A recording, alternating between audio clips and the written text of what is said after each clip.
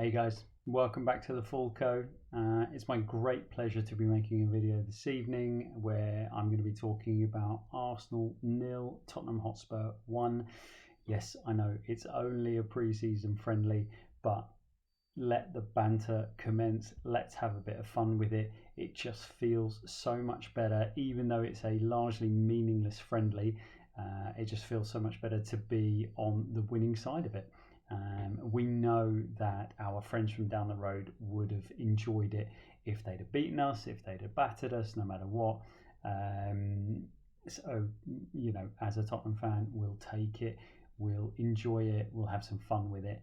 And we've won yet another trophy, which is seemingly what Tottenham Hotspur do. So long may that continue. Let's look at the game that was played over in the Kai Tak Stadium in Hong Kong.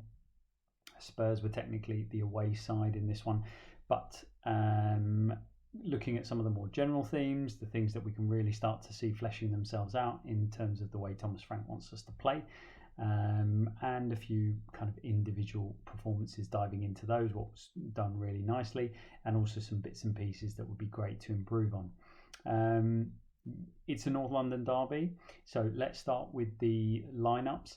You could tell that this mattered to both clubs, this mattered to both managers, and Thomas Frank came out and said it, but we know most importantly this mattered to the fans. And so both teams put out very strong, kind of very close to their first 11 lineups to begin the game and to play a large bulk of the game. I'm sure both managers will be at pains to say that this is about getting key minutes into their players, but I think there would have been more changes, more rotations done if it wasn't a game against your North London rival. So we could see that the game carried a little bit more to it, and it was played certainly with more edge than your average pre-season friendly, especially if we were to think about the two teams that we put out on the weekend against Wickham and against Luton. This was worlds apart from that, quite literally. So yeah, it meant something and we came out on top, so that's brilliant. I said in the previous video, talking about those friendlies on the weekend, I felt if I was going to be generous to the manager, that he was trying to instill his defensive elements, his defensive framework into the team first, and then he's going to layer on top of that how we progress the ball and how we attack, and the more forward-thinking philosophy. So you can't do everything at once. You have to layer things on top of each other, and it's evident to me anyway that Thomas Frank is going to be setting us up to be a hard team to beat. It's going to be very different to the way that we've played over the last couple of seasons. But the idea is that we are going to first and foremost have good structure, be quite compact, be quite hard to score against, and then on top of that, we're going to try and add quality, add better players, and develop those who are there into the systems that Frank wants to score more goals. At the end of the day, it doesn't really matter if you score loads and loads and loads of goals. If you're conceding loads, the key metric is going to be that goal difference. So the difference between the goals you score and the goals you're conceding.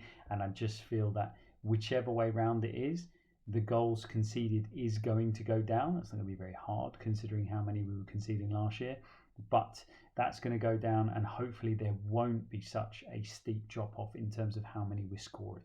So if we can get close to scoring the kind of goals we were scoring before, and we're bringing down the ones conceded, that goal difference is going to be a really key indicator for me on how we're going to do throughout the season. If that goal difference grows to what it was last year, then I think we're going to have a pretty solid season. It won't be an indicator, obviously, in the cups and the knockout competitions, but in the league, it will certainly show us something at the end of the year. We could see also Thomas Frank's big switches. This is definitely something that's going to happen. It's definitely something we've got the players to do. We're going to have to set up to do it. Whether we play a 4-3-3, a 3-5-2, or a 4-2-3-1, which is what we were playing today, we're going to have wide forwards. We're going to have people that are going to be peeling away, even if it's one of the two strikers. We're going to have players who are going to be getting high and wide, and we're going to be able to switch the ball quickly to try and stretch teams. We know Thomas Frank is going to want to play quickly through the phases. We know, we've seen it in one of the training videos, Cochrane talking about long line passing. We know that's something they're going to be focused on, but switching the ball as well, that's going to be key. So moving teams quickly from one side of the pitch to another, and either attacking with pace when you secure possession, if you can get players up and around the player who's received the ball, or using the opportunity as the opposition comes across the pitch to then come back in and find those gaps and find those holes. We could see that today, and we're going to see a lot more of it. We played with an orthodox double pivot today, so a very flat 2 in the middle, so 4-2-3-1 as opposed to a 4-3-3. Obviously, all of these systems, they merge into each other.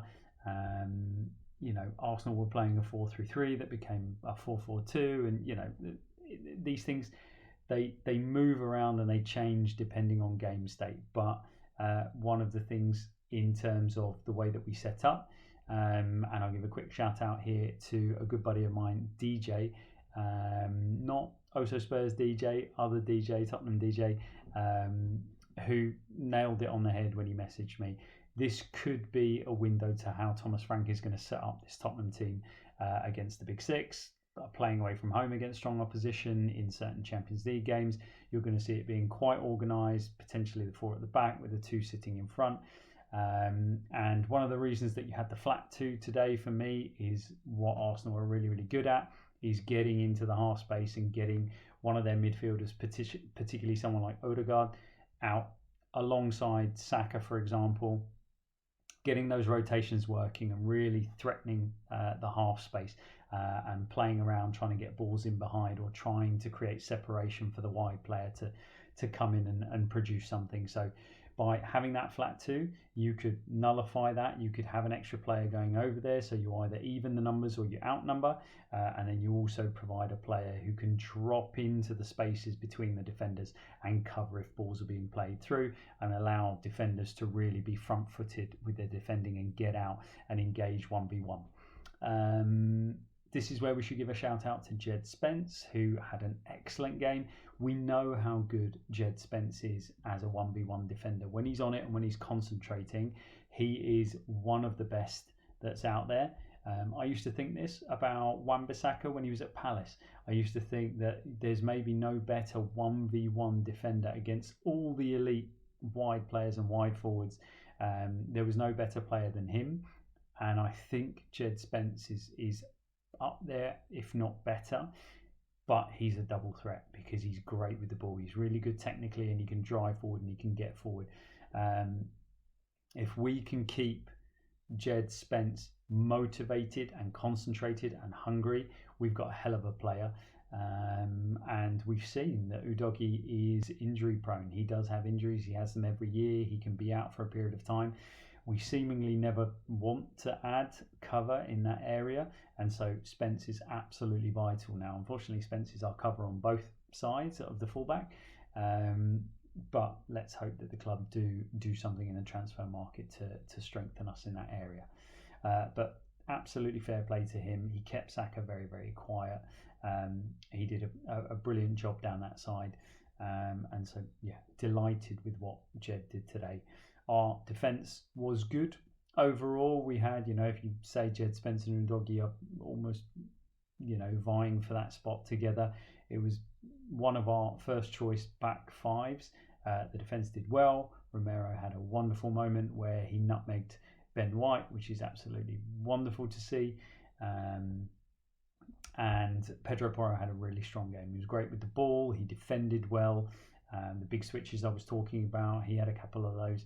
He is a fantastic technician, and as long as you don't rely on him to do a lot of defensive work and be very exposed, he is a terrific option for us and a terrific fullback. So that was very pleasing. We look far more solid and stable with the 4 and the 2. Vicario did okay. He didn't have a great deal to do. The only note I would give when talking about Vicario is I would like to see him work on his long kicking now, because that's something that obviously he's not been asked to do in his first couple of seasons at Tottenham, but this year he's definitely going to be doing more of that. We can see that already, and when teams like Arsenal did today, when they force him onto his weaker foot, his distribution isn't great. And that is something that hopefully, and usually this is the case, long balls from goalkeepers are something that you can see quite a rapid improvement on when you're working on it in training. It's something he won't have worked a great deal on before this season, but now he will start. So I want to see a little bit better, slightly earlier decision making from him, and then committing to whatever pass he's going to play, and just improving it, whether he's trying to hit the sidelines or whether he's trying to go down the middle. Give whoever the point man is, whoever the player up front who's going to try and bring that ball under control, give them as much of an advantage with the quality of the ball in as you possibly can to try and secure possession. Dom Solanke can do it. Richarlison did a bit of it today. But yeah, the goalkeeper's kicking is going to need a little bit of work in that instance. Overall, we look solid, we look organised, we were committed. I think everyone will have seen now Thomas Frank's team talk before the game. You can see the importance of duels, of physicality, of winning second balls. It's all very basic stuff, and it's all stuff that managers talk a lot about, but it's not something that we've shown ourselves as being particularly good at in recent years. And so now this is the foundation that we're going to build upon. So I'm hopeful that we are going to be, a really solid and hard to beat team, and then let's layer on top of that some really exciting attacking play, which we haven't seen yet. Let's talk about a few individuals and how they fit into all this. Moving further forward, Lolo had a good game. Largely speaking, he got around. He's very tidy in possession. He gave the ball away a couple of times, as you will when you're going to have that much possession. But he did his job really, really well, and you could see him being the perfect foil to anybody who's going to come in and play alongside him. We'll talk about the special moment from Papsar in a sec, but I have said that if someone was willing to commit to it, I believe that Papsar can be an elite level, a top level number 6. I believe he's got it in him. I know he's box to box. I know he gets up and down. I know he wants to have shots, and so that by its nature have people considering to be an 8. But I just think that the weapons that he's got available to him, rangy, those long legs, he can get in and pinch the ball, he can read the ball quite well, make a nuisance of himself, and just the amount of grass he can cover, I think that he can be an elite 6. This is not me saying we're fine, Pap can do it, don't sign a 6. That's not what I'm saying at all. Bring in a fantastic number 6, or bring in another player that can also support in that position, and Papsar can do that certainly in a 2, not as a single 6, unless maybe we're playing a 5 at the back, where you get an aggressive centre back, any one of the 3 centre backs stepping out into that position as well. But yeah, I could definitely see him being really successful alongside somebody else in a double pivot in a defensive role. And then let's talk about that special moment that he had today. An absolutely wonderful goal. Richie gets the assist for a little clip, I think, on Lewis Skelly. But Papsar reads it. He knows that ball's been overrun. He nips in. And what's wonderful about the execution of it is he made his mind up as the ball was rolling towards him. This was not something that he took a touch and then considered his options. And that's why it was executed so well. You'll see the quick stutter steps, those quick steps to get his feet in the position he needs them to be. He gets to the ball, takes a touch, and then an absolutely lovely, top of the foot laces, drilled finish over the top, lovely arc on it as well. Wonderful execution. Didn't look once. Once he'd seen what he was going to do, he put his head down to focus on winning that ball, and then he's gone for it, and he's absolutely nailed it. It was brilliant to see. Great to add that to the song sheet. We've now got Papsar from the halfway line to add to Naeem, and I am here for it all day, every day. So what a great goal to win a North London derby, even in a pre-season friendly. So well done to him. He has shown he's really, really motivated. He's really pushing. I think Thomas Frank has got into him, and he is, he's obviously got a couple of goals. He's showing himself to be a real threat. So if now we're seeing him kick on and push forward, this is the moment we've been waiting for, and Papsar can now go on to do really special things for us.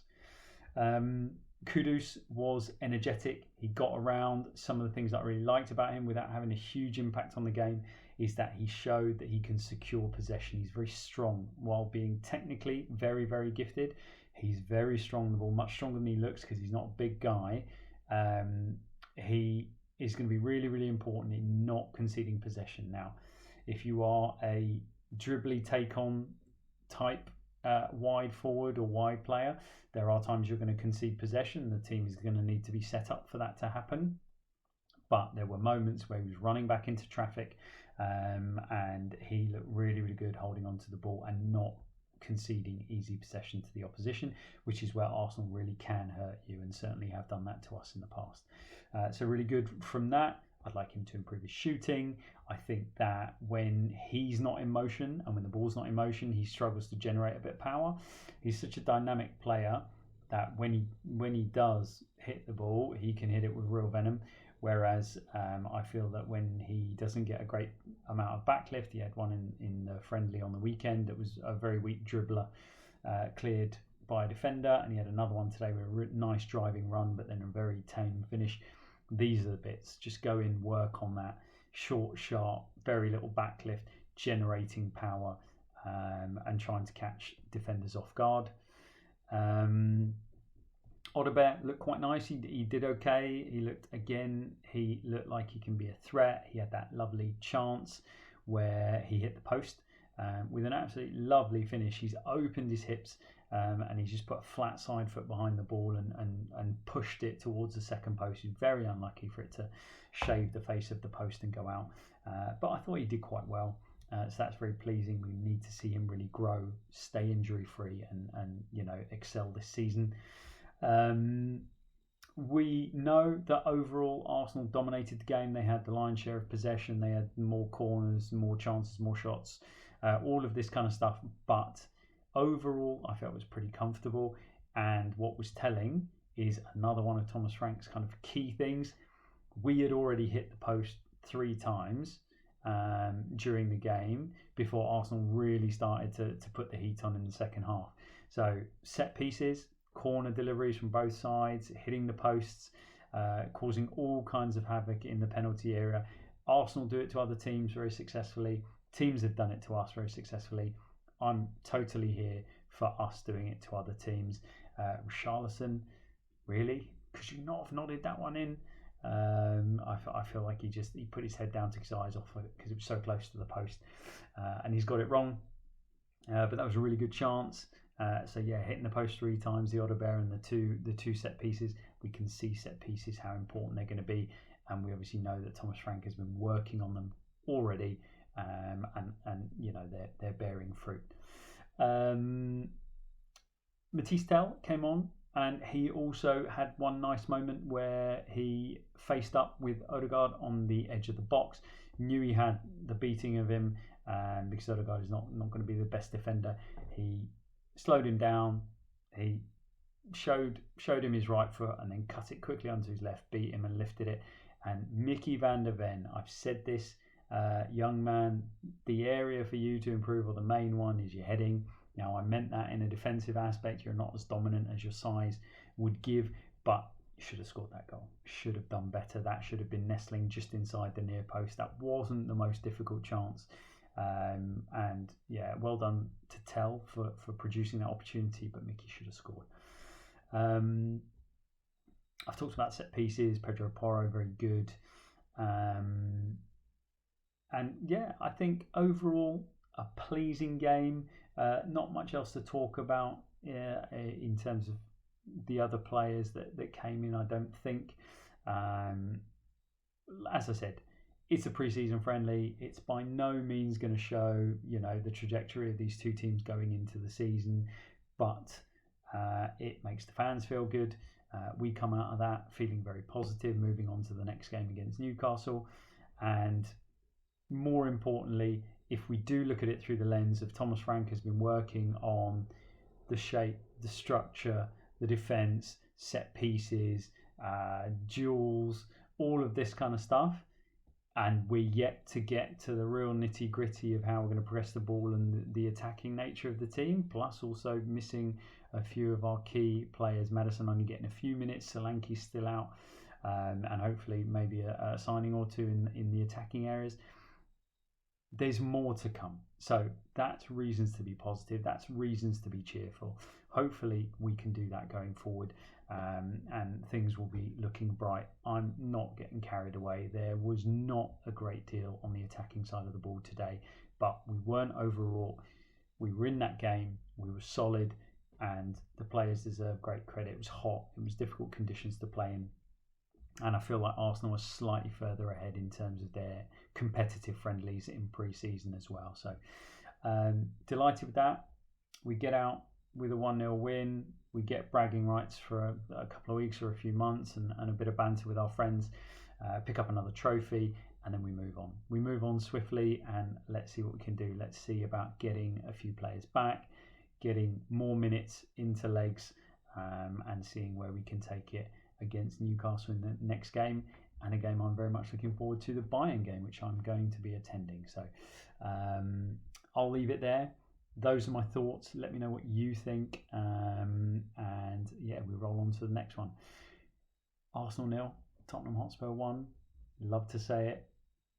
Come on, Tottenham.